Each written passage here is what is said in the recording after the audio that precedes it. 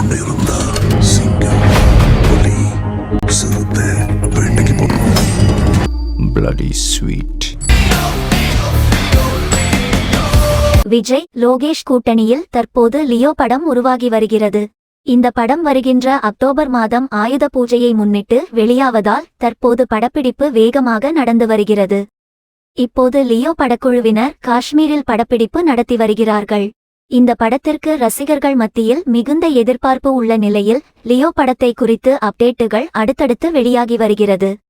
மேலும் இந்த promo release ஆன பிறகு இணையதளத்தில் ஒவ்வொருவரும் இது LCU கதைகளத்தில் வரும் என்று யூகித்து வருகிறார்கள்.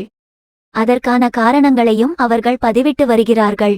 ஆனால் இதற்கு லோகேஷ் LCU கதைக்களமாக இருக்காது என்று சொல்லியிருக்கிறார். இந்நிலையில் தளபதி 68வது படத்தை யார் இயக்கப் போகிறார் என்ற பேச்சுவார்த்தை தற்போது நடந்து வருகிறது. பெரும்பாலும் அட்லிக்கு விஜயின் 68வது படத்தை இயக்க அதிக வாய்ப்பு இருப்பதாக கூறப்படுகிறது.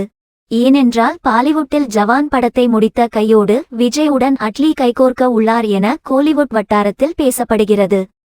ஏற்கனவே பிகில் படத்தில் இடம்பெற்ற ராயப்பன் கதாபாத்திரத்தை முழு படமாக எடுக்க அட்லி திட்டம் வைத்துள்ளார்.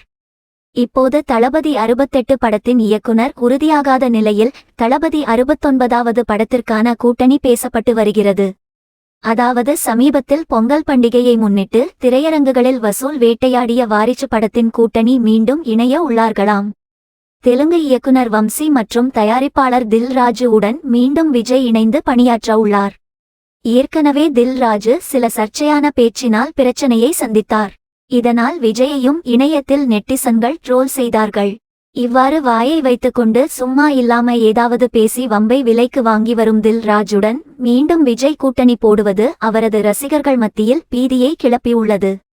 விஜயை மீண்டும் ஏதாவது சர்ச்சையில் சிக்க வைத்து விடுவாரோ என்ற பயத்திலும் உள்ளனர்.